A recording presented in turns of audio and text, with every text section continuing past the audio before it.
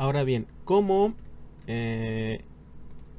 guardamos o pedimos información desde el teclado y después cómo la enviamos a pantalla?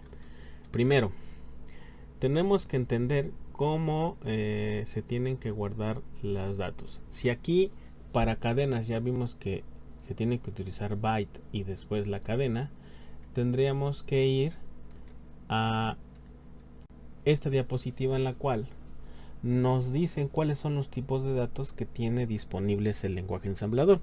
Así como cualquier lenguaje de alto nivel, por ejemplo C, tiene tipos de datos enteros, flotantes, caracteres, y cada uno de ellos tiene su forma de cómo se trabajan. En el caso del lenguaje ensamblador nos enfocamos más al tamaño de que va a ocupar nuestra variable en memoria, de tal forma que si utilizamos la directiva byte para definir un dato, lo que estamos haciendo es solicitar que guarde 8 bits. Si usamos la directiva word, va a guardar 16 bits. Si utilizamos dword, va a utilizar 32, y así podemos ir aumentando el número de bits que se van guardando dependiendo del tipo de directiva y dependiendo del tipo de variable que necesitemos. Hay también para números de punto flotante, eso ya se ve muchísimo más adelante. Y esta era la que habíamos visto hace un momento. Entonces, si yo quiero definir un dato o una variable, pues le pongo un nombre, le solicito o le indico qué tipo o de qué tamaño va a ser y la inicializo con algún valor. Si yo no quiero inicializarlo en un valor específico, entonces le pongo el signo de interrogación. Vamos a nuestro programa entonces, y para lo que necesitamos dentro de la misma área de datos, vamos a colocar las variables. Por ejemplo, voy a colocar mi variable que se va a llamar dato1 o el identificador dato1. Sin embargo, en vez de utilizar bytes, que eso se utiliza para las cadenas, vamos a utilizar el tipo de dato dword, y vamos a definirlo de esa forma. Es decir, no me interesa en este momento ponerle un valor en particular. Vamos a generar la siguiente variable que le vamos a llamar dato2.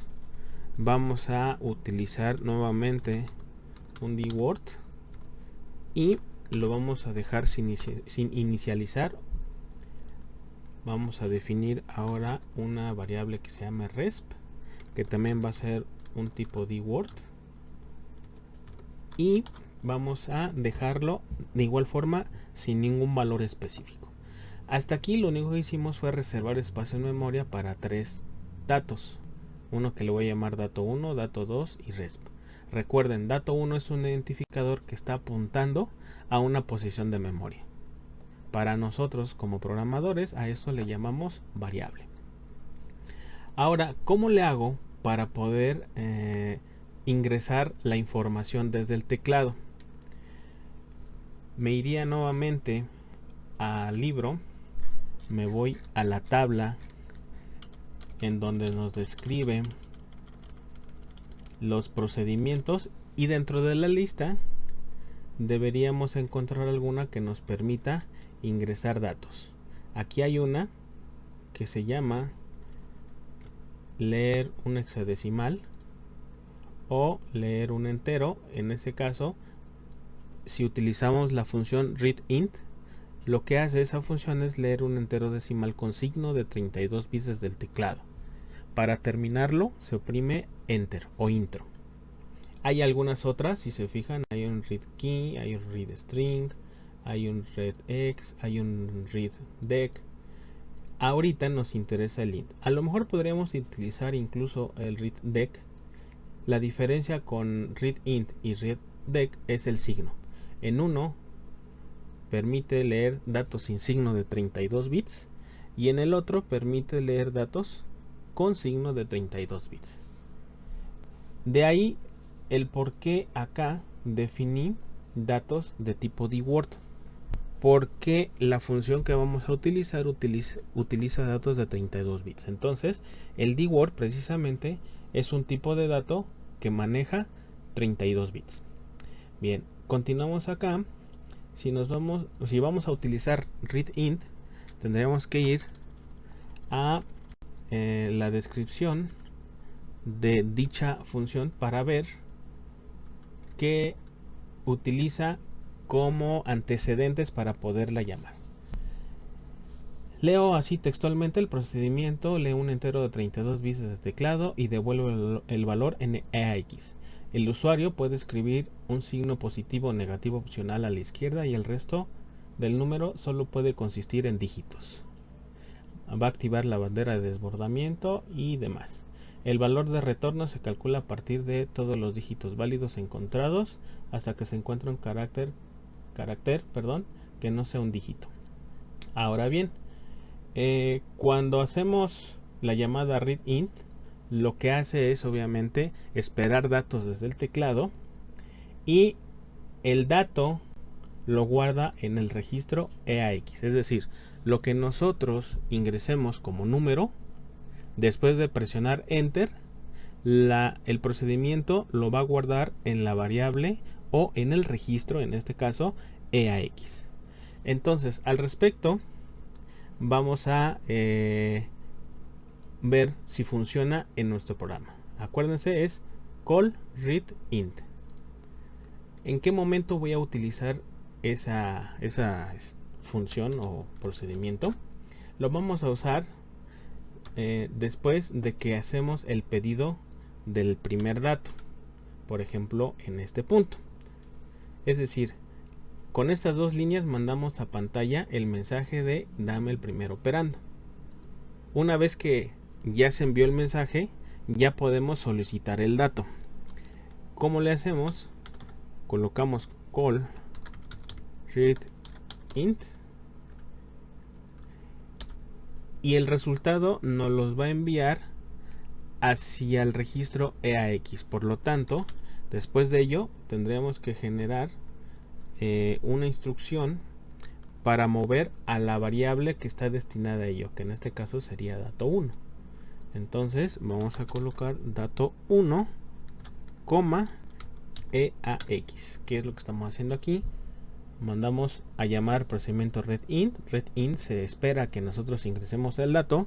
Cuando damos Enter, el dato que ingresamos se queda guardado en el registro EAX y posteriormente con esta línea lo que se realiza es guardar el contenido del registro EAX que contiene en este momento lo que ingresamos desde el teclado a la variable o al dato 1.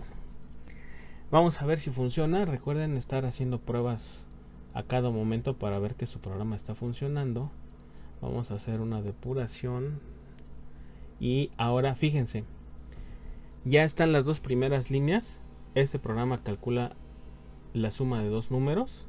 Posteriormente ingresa el primer operando y aquí está parpadeando el cursor. Lo que nos está indicando es que está esperando que nosotros ingresemos el número. Voy a colocar un número 21, voy a presionar Enter y aparecen los demás. Aquí particularmente el dato se queda una línea después. ¿Por qué? Porque recuerden que al final de esta cadena tenemos un par de caracteres especiales que son retorno de carro y nueva línea. Tendríamos que quitarlo de nuestro mensaje. Voy a dar Enter y voy a hacer lo propio. Voy a quitar estos dos caracteres y voy a dejar simplemente el 0. Volvemos a guardar, volvemos a iniciar sin depurar y se fijan que ahora ya el cursor quedó exactamente enfrente de la línea en la cual ya pongo el número 21 y ya nos quedan o se envían a pantalla los otros dos datos. Vamos a replicar exactamente lo mismo, pero ahora para el segundo operando. Voy a copiar estas dos líneas, voy a copiarlas, voy a colocarlas ahí, pero ahora lo que ingrese ya no va a la variable dato 1, ahora va a la variable dato 2. Vamos a hacer exactamente lo mismo. Pero recuerden que tenemos que quitar estos dos datos y dejar la terminación nula nada más. Vamos a guardar y vamos a hacer una depuración. Vamos a ingresar un 21, doy un Enter, voy a ingresar un 52, doy un enter y hasta ahí parece que vamos bien. Ahora, ya que tenemos los dos datos, debemos realizar la suma correspondiente. ¿Cómo se hace la suma? Para poder realizar la suma tendríamos que buscar una instrucción del set de instrucciones del procesador que me permita hacer la suma de los dos números. Entonces, recuerden que en el libro tenemos un apéndice hasta el final, en donde me va diciendo todas las instrucciones que tenemos disponibles para utilizar. La que vamos a utilizar en este momento es una que dice suma. Aquí está, es la instrucción add. Y en este apéndice estamos en el apéndice B.